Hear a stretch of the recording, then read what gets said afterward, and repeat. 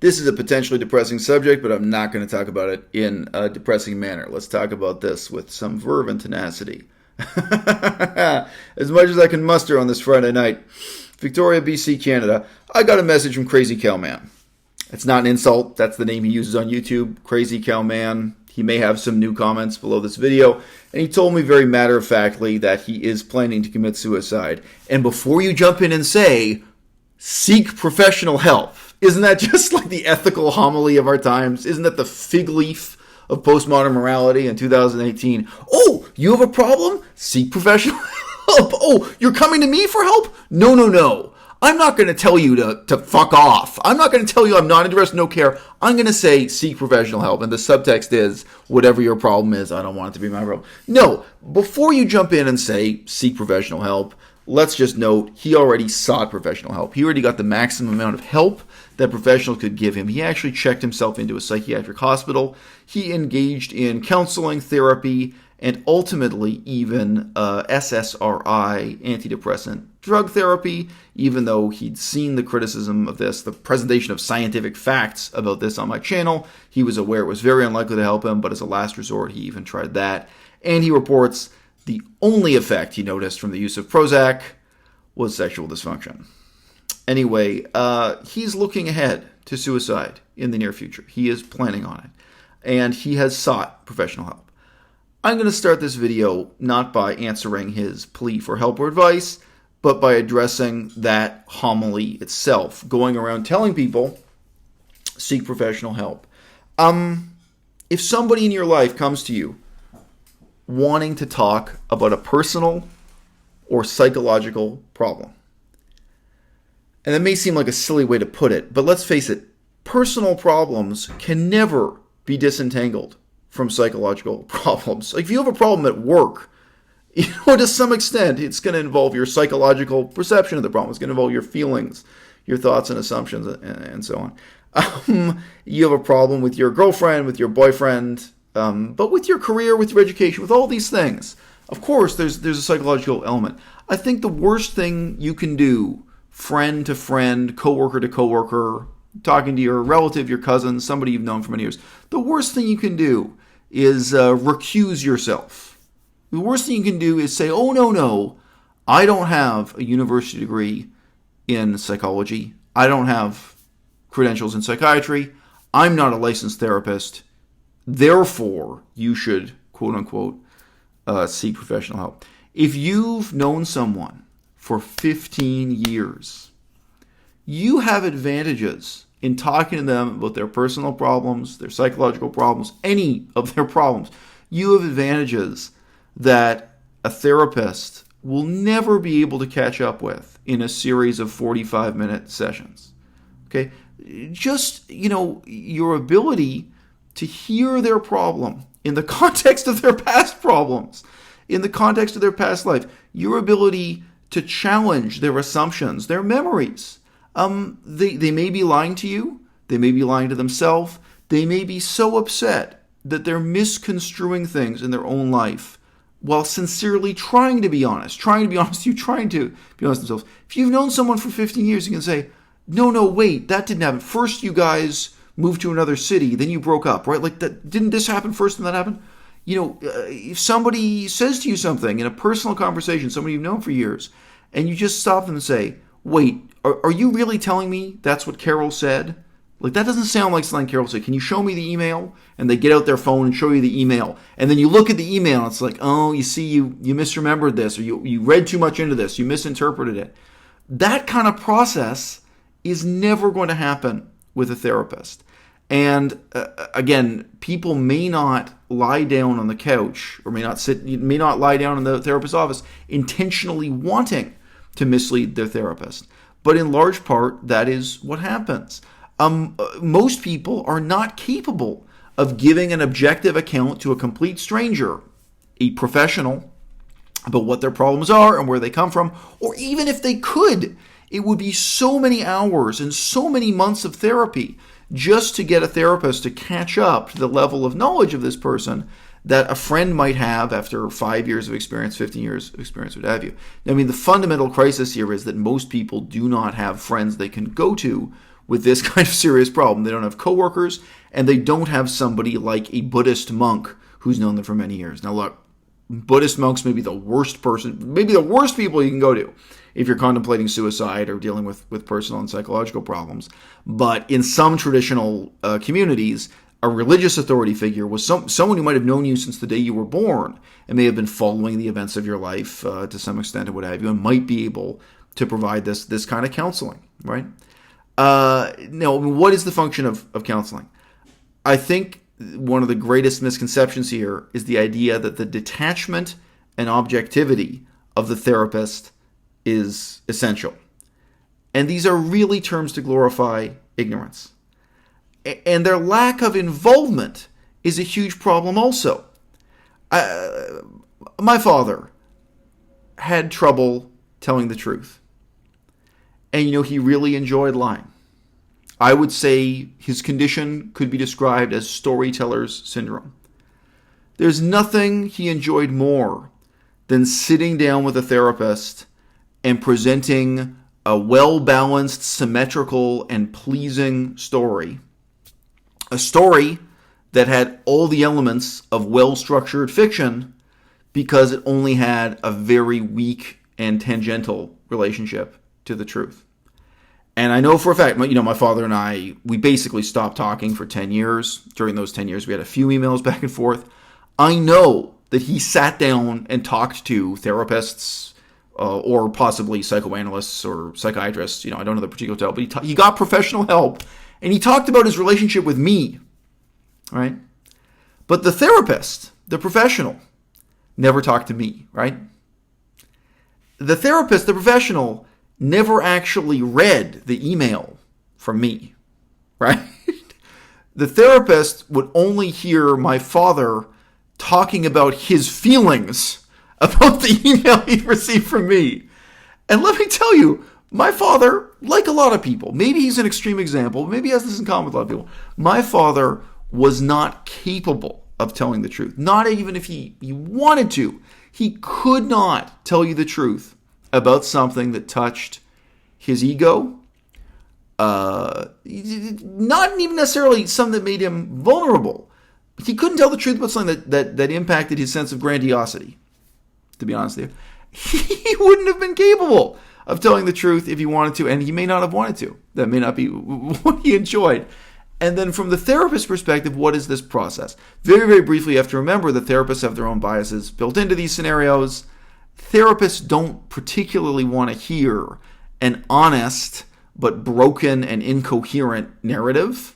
They don't really want to hear you break down or watch you break down. They'd be much more pleased to have a seemingly, erudite, well-spoken, and charismatic person present them with this well-fashioned story, which is exactly what my father could do. But what the therapist couldn't do was interrogate him in return. The therapist could not or would not. Maybe this will change in the future. Maybe in the future, therapists will employ private investigators, will employ detectives to go and check if their clients are telling them the truth or not. Because there are outrageous lies that people tell. Again, sometimes with the best of intentions, sometimes it's because they're lying to themselves, and sometimes the intentions are darker than that. Sometimes people want to fundamentally indulge their own sense of grandiosity. They may go to a therapist just wanting to have their notions reinforced. But the fundamental service you can provide with no diploma in psychoanalysis or psychiatry or no license as a licensed therapist, the fundamental service you can provide is whatever depth of knowledge you have of this person. You know them for 5 years, 10 years, 15 years. You can challenge what they think they know. You can challenge, they'll tell you what they feel. You can challenge, why do you feel this way? And you can explore with them how they built up these assumptions. In the particular case, maybe how they built up these resentments or these feelings of anger or this sense of disappointment. Whether it's something professional or romantic, whatever the personal problem is, if I've known you long enough that I know what your assumptions were when you started the job, and then your sense of disappointment now, I can say to you, well, yeah, you say that now, but at the time, this is what you told me. That's invaluable. And a therapist can't do that. A psychiatrist or a psychologist can't do that. And a psychiatrist or psychologist also is not even just going to open up your Facebook or go back to that email you sent and say, well, wait, you know what? That was back in 2014 you said that. No. That's, you've got it mixed up, And again, they may not be mixing it up intentionally, but people do when they feel strongly. So guys, what professionals can offer above all else in 2018, professionals can offer are prescription drugs. And as we've explored recently on the channel, the value of those prescription drugs is shockingly low. Now, professionals can also offer, what's referred to as mirroring in therapy. They can offer to sit there with you and sympathize with you and empathize with you and listen to you. They can offer a certain kind of detached perspective. But what's going to be utterly lacking are exactly all the things that an old friend can bring to the table. So if you are someone's old friend, do not fall into this trap. Do not repeat this excuse, this homily, what I think is ultimately an evil cop-out, presented as a compassionate gesture. Do not tell people to seek professional help. You're saying two things. One, you're basically saying that this person is crazy, that their condition is so bad they need a higher level of psychiatric care, that they need to see a professional, that they need to be institutionalized, this needs to be treated as a medical problem, right? And you're also really saying your problem is not my problem. I'm not going to listen, and I'm not going to get involved. And probably what they need is not just someone to listen and someone to get involved, but someone to challenge them, someone to really give them a new perspective on problems that obviously they're already familiar with, from their own perspective. And yeah, maybe the best therapists can do that. Maybe the best counselors can do that. But I don't know. I'm not a great optimist. I think that is actually very, very rare that you get that out of counseling and therapy sessions. On the contrary, most of your time and energy, if you go to see a counselor or therapist, psychoanalyst or psychologist or something, just goes into trying to give them the backstory that a personal friend would already have from years of knowing. Not even a close friend, maybe a coworker. I mean, I remember going to see a counselor or therapist of some kind with my ex-wife before we split up, before we got divorced. And do you know how many hours it would take just to get someone in that position when you seek professional help, just to explain to them, oh, yeah, I was living in Cambodia. This was the kind of research I was doing in Cambodia. And the guy was interested. He was fascinated. For him, this was great. He was, this was so much better than just talking to alcoholics about how hard it is to quit alcohol, or talking to victims of childhood sexual abuse about how, devastated they are by their sexual trauma. For him, this was wonderful. I was his favorite client. I could sit there and in a well-educated, erudite way, use up the hours and talk about, philosophy and history and politics and what I was studying and what research I was doing for a living. Did it help our problems in the marriage? Absolutely not. There was zero positive outcome for us. And unless you're someone who's in such a strange state of denial that it's liberating for you to describe to a detached outsider what your problems are, certain type of characters like that. I think stereotypically, especially, a century or two ago, someone who maybe grew up in the Christian religion, it might be liberating for them to basically have this form of confessional communication outside of the church, and then just to hear what they're saying out of their own mouth when they describe their problems, because they keep that bottled up and say, oh, wow, now I have a new perspective on it just for that reason. But most of us, especially in 2018, that's not the case. So there's the lure of prescription drugs solving your problem. There's the lure of a diagnosis, that there may be a fancy Latin term in a book that's going to categorize and label exactly what your problem is. But behind the mahogany door of professional help, the seemingly impressive edifice of modern medical science as applied to our personal and psychological problems, there is not a lot there. And, at age 39, I feel confident saying those professionals have very, very little to offer you, not even in contrast to a close friend, an estranged friend, an ex-girlfriend or ex-boyfriend, or even like a work colleague who's known you for many years. There would be advantages in talking to any of those types of people over seeking professional help. So when you're in that position, when you're the friend someone is talking to, maybe even if you're the ex-girlfriend or ex-boyfriend, which can be very uncomfortable, I'd urge you not to retreat behind this well-worn homily of seek professional help. Now look, the problem with the situation is, I think I've already foreshadowed my answer and why it's going to be so brief. I don't know this guy. I mean, obviously, he sought professional help. He has exhausted what professional help can do for him. He has told me nothing about what his problem is, what's brought him to this point, why he's so certain that he's going to commit suicide. So I'm going to answer in the most general terms possible, partly because there's another YouTuber who I'm not going to name. I'm going to call him Dave. Dave is not his real name. There was another YouTuber who was talking about suicide and talking about his problems. And I wrote to him privately in response to that with the following set of reflections. Many people in our 21st century, English-speaking, industrialized, Western culture, many people are what I would call objective-oriented people. They're motivated in relation to specific objectives. Like they have an objective, they want to go to medical school and become a medical doctor, etc. That this is an objective, and their desire for that objective resembles the desire to live. But it is not, in fact, the desire to live. And it's actually quite dangerous to confuse the two. Many people, I think, especially stereotypically heterosexual men, set out at any given time a number of these objectives, and the pursuit of those objectives becomes a substitute for the actual enjoyment of life, or actually wanting to be alive, or even actually thinking about or philosophizing about life. And this has advantages and disadvantages. Obviously, this provides with a certain kind of focus, direction, etc. But because of this cultural background, I think most people are going to look at someone who's stereotypically suicidal, now dealing with two examples, Crazy Cowman and Dave. They're going to look at someone like that and say, well, what you need is to be passionately motivated in the pursuit of some objective. Now, this gets into the type of problem I discuss on my channel all the time. Perceiving weakness as strength. Wanting something, wanting it, is not a strength. It's a weakness. And it doesn't just create emotional vulnerability. It is an emotional vulnerability.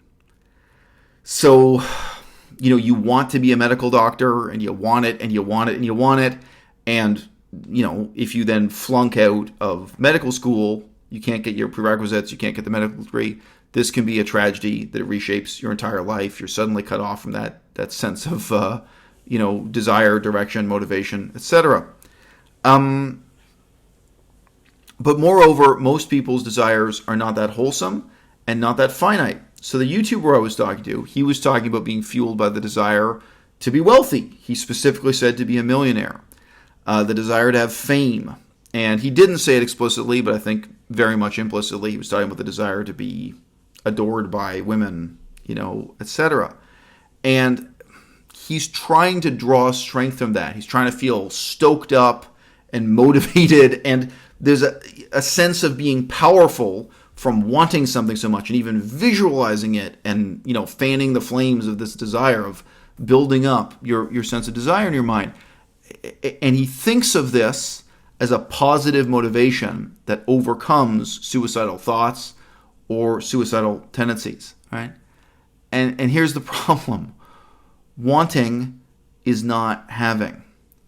Wanting, I understand the sense where empirically it may feel like strength, but this actually is weakness.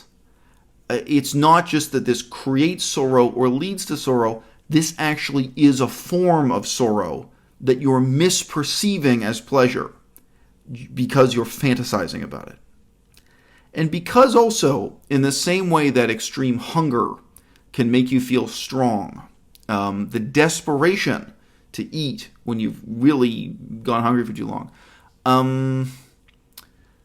that very desperation, again, it creates the illusion of strength. You feel like you're moving faster, you're thinking faster, you're struggling to get food, as you whatever, whether it's that you're fasting or for some reason you're experiencing starvation-like conditions, you may perceive that as strength. In fact, it is weakness, right? Now, the actual solution to this problem, the specific problem I'm talking about here, is not to think in terms of wanting things. I mean, not to, in this guy's case, he was overcoming his suicidal thoughts or his despondent, sorrowful thoughts by trying to visualize how much he wants to be a millionaire or how much he wants to achieve fame and these things. Someone else's case, maybe how much they want to become a medical doctor, go to med school or something like this. And then visualizing and thinking about it and building up this feeling of wanting. Really, what I'd claim here is that what you're building up is sorrow, and what you're creating is emotional bitterness, not emotional strength. There is a different approach to this, which is to instead try to cultivate detachment. And detachment is, I think, one of the underrated virtues in modern Western culture. Believe me, it's also underrated within modern Asian Buddhism. You can have detachment about things you want and what they mean. With that, you can regard these things in a... Now, I had a specific illustration of this, the difference between wanting something powerfully and being detached in your pursuit of it, which was, relationships between heterosexual men and women, men pursuing women, romantically. I think, again, maybe the majority of men, when they're young and inexperienced, they think that the way to do this is to build up their passion, is to want something so much, to be overcome with emotion and desire. And then at some point, they have to mature and know the way to talk to women, the way to approach women, the way to even evaluate women. If women are approaching you, women are the way to evaluate the offer or think about starting the relationship, running the relationship, is from a position of detachment. And so if you just think about this, detachment isn't indifference. Detachment isn't not caring. But it is certainly a situation where you are thinking rationally and you have some kind of separation between that rational process and your emotional process so that you're able to evaluate the things themselves and you're able to evaluate your own emotions, your feelings about them, and you're able to evaluate even your own process of evaluation. This is the situation we want to be in, whether you're trying to start a new romantic relationship or whether you're thinking your way out of, maybe a career dead end, like you want to be a medical doctor and you can't be, or you're thinking your way out of whatever the impasse is in life that leads you to be suicidal. So this was an interesting train of thought, advice that came up when I was looking at another YouTuber who'd been suicidal lately, who I'm referring to here as David. The problem is here with Crazy Cowman. I suspect that he may be in the opposite situation, that his problem isn't that he's burning with these desires, with motivation, with wanting, and so on, but that he feels no desire at all. The problem is simply because I get no description of what this is, why it is that he simply wants to die, which is simply that he has no desire. It's not, he doesn't want to become a medical doctor, he doesn't want to achieve fame and fortune or any of these other kind of shallow things. He doesn't want to achieve anything intellectually or what have you. And, look, ultimately, if you make this decision, I respect your right to choose to die. However, with all these caveats I've misstated, I don't know you, I've never talked to you, I don't know you as well as a friend who's known you for 5 years, and I recognize you've already sought professional help and you've exhausted what counseling can do for you. I really would recommend that you try to engage in one of the most basic instincts we have from birth, and that is curiosity. If you can try to kindle your sense of curiosity for almost anything, if you can try experimentally to challenge your own ignorance about things, whether those are tidbits from history you never understood, whether that's, so there's an example that's become an internet meme, how do magnets work? If you can go around, if you can keep a notepad, if you can start noticing things and start investigating things and start challenging yourself and trying to cultivate curiosity itself. I think that curiosity is the kindling out of which, that kind of objective-oriented motivation sparks, right? Why live? I mean, ultimately, why live? I don't think that we live for the satisfaction of our desires, for the pursuit of our desires. I don't think we even live for the pursuit of happiness, to use a well-worn phrase.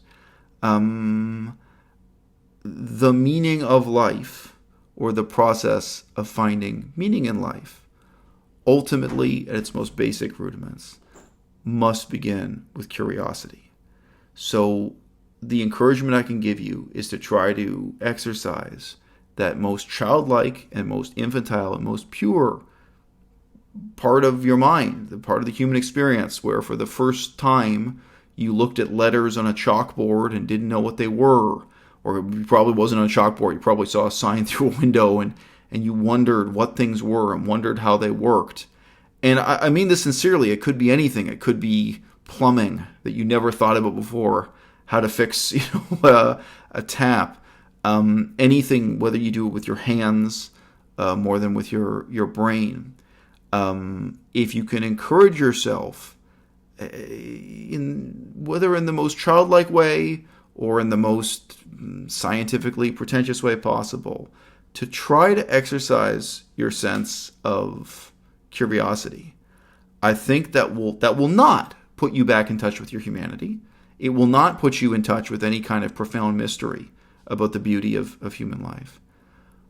It will start to put you back in touch with the material reality of what this world is and of what your relationship to it is, which is ultimately the relationship of an infinitely ignorant investigator.